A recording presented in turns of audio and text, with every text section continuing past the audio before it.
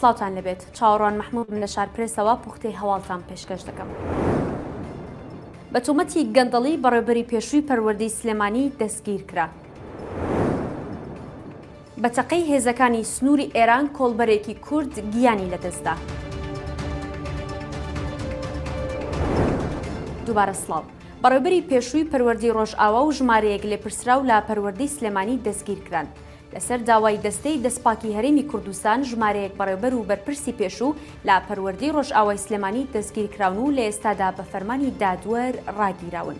بە پێی زانیاریەکان هەفتەی ڕابردوو لەسەر داوای دەستەی دەستپاکی هەرێمی کوردستان و بە بڕیاری دادوەر هەرێک لە بەڕێوەبەری پێشووی پەروەردەی ڕۆژئاوای سلێمانی و بەڕێوەبەری پێشووی خۆیەتی و ژمێریاری و میلاک لەناو ئەو کەسانەدان کە بە بڕیاری دادگا دەست بەسەر کراون.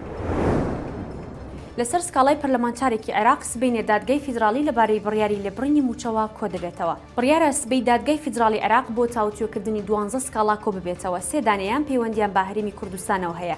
یەکێک لە سکاڵاکان دژی لێبڕینی موچەی موچەخۆرانی هەرێمی کوردستانە کە لەلایەن سەرۆکی فراکسیۆنی حقوق لە پەرلەمانی عێراقەوە تۆمار کراوە. سعود سعدون سعدی سەرۆکی فراکسیۆنی حقوق کە فراکسیۆنی کەتیبەکانی حزبوڵڵای عێراق سکاڵاکەی لا دژی سەرۆکوەزیرانی هەرێم و سەرۆکوەزیرانی عێراق تۆمار کردووە و داوای دەکات بڕیاری لێبڕینی موچەی فەرمانبەران و موچەخۆران بەنادەستوری دابنرێت.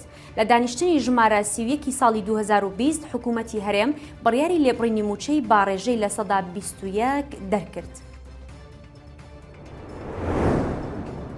لە پاش سەردانی شاندێکی باڵای پارتی دیموکراتی کوردستان بۆ بەغدا و کۆبوونەوەیان لەگەڵ ژمارەیەک بەرپرسی باڵا و لایەنی سیاسی عێراقی فازڵ میرانی کارگێڕی مەکتەبی سیاسی پارتی و سۆرۆکی شاندەکە لە نووسینێکدا ڕای گەیاندووە بۆ ئەوە خەباتمان بۆ عێراق نەکرد تا گرفتەکانمان تەنیا وەک کێشەی موچە دەرخەین. فازڵ میرانی دەژڵێت دەمەوێت ئەنجومەنێکی سیاسی عێراقیدا بمەزرێت ئەرکی ئەوە بێت ڕێگەنەدا دەقە دەستوریەکان کاریگەری سیاسی بەسەر بەڕێوەبردن و بەکارهێنانی پێگە حکومیەکان بۆ مەرامی سیاسی هەبێت.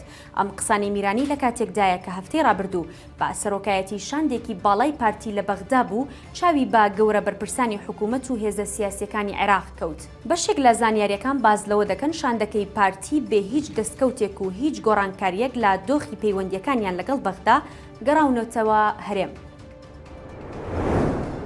کۆڵبەرێکی خەڵکی سەردەشت لە ناوچەی سنووری هەنگەژاڵی بانا لە ئەنجامی تەقەی هێزەکانی پاسەوانی سنووری ئێران گیانی لەدەستدا. بەیانی ئەمڕۆ هێزەکانی پاسەوانی سنووری ئێران لە ناوچەی هەنگەژاڵی بانا تەقەیان لە کۆڵبەرێک بە ناوی ئەرسەلان ڕەسووڵی کردو گول لە بەرسنگی کەوتووە و بەهۆیەوە گیانی لەدەستداوە. ئەرسەلان ڕەسووڵی تەمەن 29 ساڵ خەڵکی ناڵاسی سەردەشت بوو. شایەت حاڵان بە کەسوکار و ناسیاوی ئەو کۆڵبەریان گوتووە هێزەکانی ئێران لە مەودایەکی نزیکەوە تەقەیان لە ئەرسەلان ڕەسووڵی کردووە. لە یەک مانگی ڕابردوودا لانی کەم 5 کۆڵبەر لەلایەن هێزەکانی ئێرانەوە کوژراون و یەکێکیش بەهۆی کەوتنە خوارەوە گیانی لەدەستداوە. لەو ماوەیەدا برینداربوونی 20 کۆڵبەریش ڕاگەیەندراوە کە زۆرینەیان لە ئەنجامی تەقەی هێزەکانی ئێرانەوە بریندار بوون. هەواڵ و زانیاریەکانم پێشکەشکردن هەر شاد بن.